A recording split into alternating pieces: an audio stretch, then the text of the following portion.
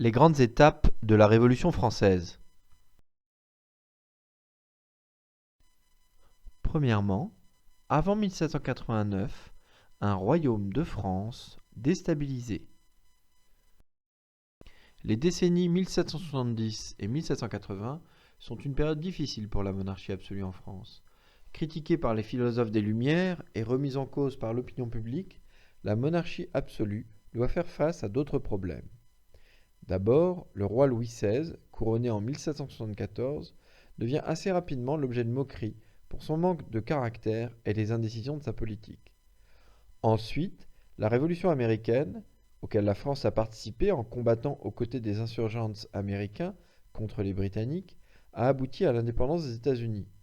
Mais cette révolution, faite au nom du peuple contre la monarchie, trouve un écho particulier dans le royaume de France, toujours soumis à un monarque absolu, et où l'opinion publique soutient l'appel à la liberté des Américains.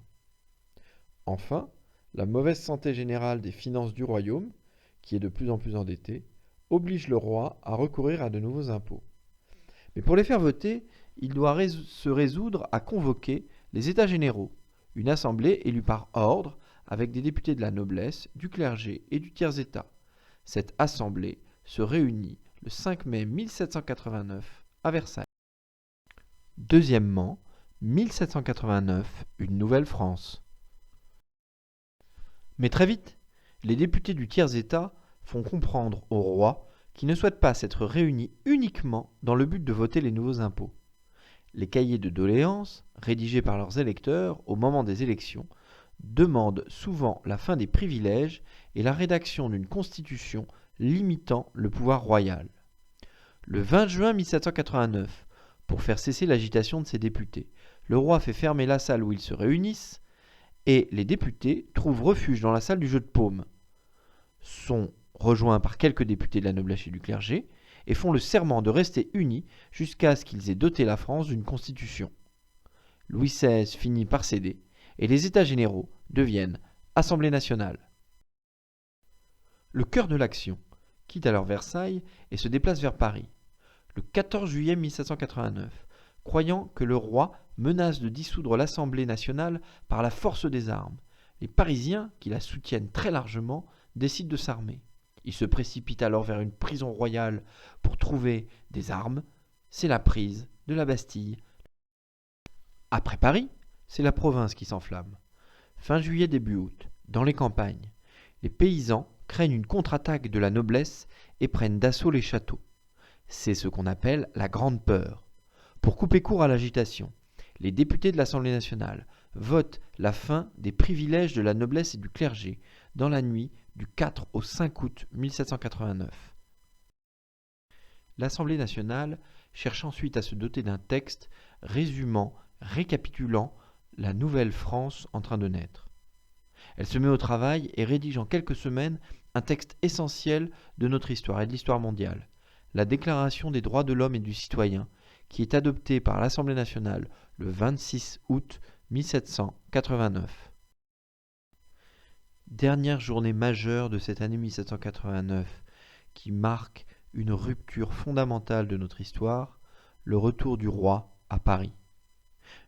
Le 5 et 6 octobre 1789, des Parisiens, dont de très nombreuses femmes, se rendent à Versailles pour exiger le retour de la famille royale à Paris.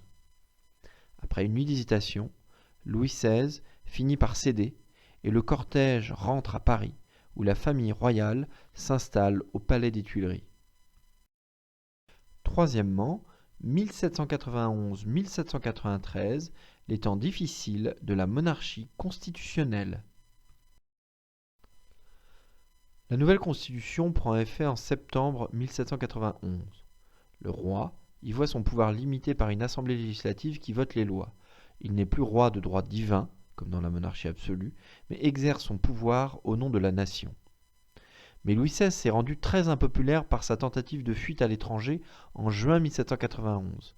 Arrêté à Varennes, il est ramené à Paris et suscite la suspicion des Parisiens qui soutiennent la Révolution et que l'on appelle des sans-culottes, car ils portent des pantalons et non les culottes et les bas des aristocrates. De plus, à plusieurs reprises, la décision du roi de ne pas signer des lois votées par l'Assemblée, ce que la Constitution lui permet car il a un droit de veto, enrage ses opposants. L'entrée en guerre contre la Prusse et l'Autriche tende encore plus la situation, d'autant plus que le roi est soupçonné de vouloir la défaite des armées françaises pour être rétabli complètement sur son trône.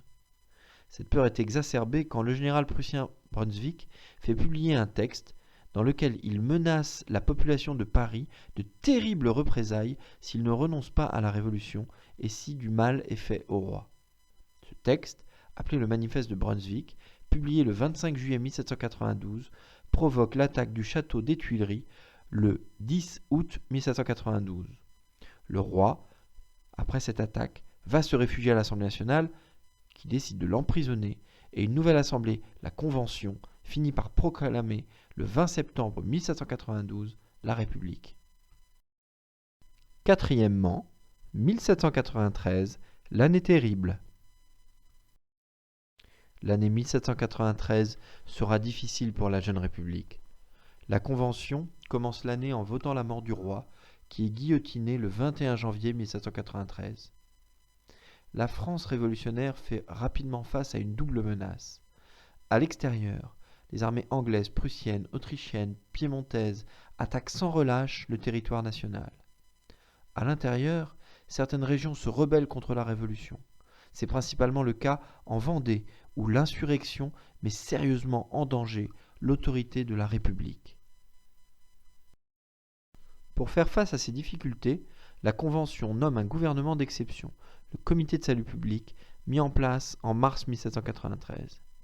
Dirigé par des hommes comme Saint-Just, Danton et surtout Robespierre, le Comité de salut public met en place une politique de terreur destinée à défendre coûte que coûte la Révolution.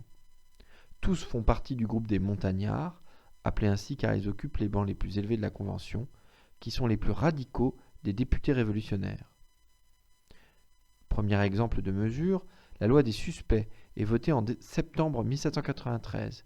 Elle permet d'emprisonner, voire de guillotiner toute personne suspectée, en l'absence de preuves réelles donc, de soutenir la contre-révolution.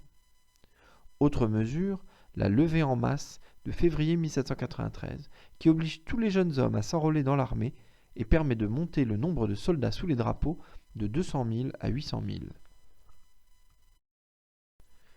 Ces mesures permettent d'éloigner le danger, mais l'autorité de Robespierre est de plus en plus mal vécue par les membres de la Convention qui redoutent de tomber à leur tour comme suspects.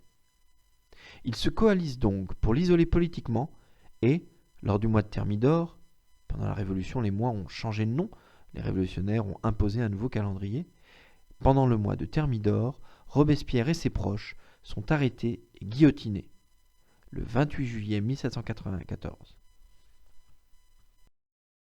Cinquièmement, 1795-1799, la République thermidorienne et le Directoire. La mort de Robespierre fait espérer que la Révolution et la République vont se stabiliser. Mais il n'en est rien, et le nouveau régime mis en place à partir de 1795, le Directoire, est à la fois incapable de mettre fin aux guerres extérieures et l'instabilité gouvernementale y est permanente. Pendant ce temps, un jeune général d'origine corse, Napoléon Bonaparte, voit sa popularité monter. Vainqueur des Autrichiens dans le nord de l'Italie en 1795, il organise sa propre propagande en faisant parvenir à Paris des bulletins de l'armée d'Italie où sont célébrées ses victoires et son courage, comme lors de la prise du pont d'Arcole où il charge à la tête de ses troupes. Le Directoire pense se débarrasser de lui en l'envoyant en Égypte, mais il réussit à transformer un demi-échec militaire en victoire politique totale et fait un retour triomphal en France en 1799. Constatant l'impopularité du Directoire, il s'empare du pouvoir par un coup d'État le 18 Brumaire, soit le 9 novembre 1799.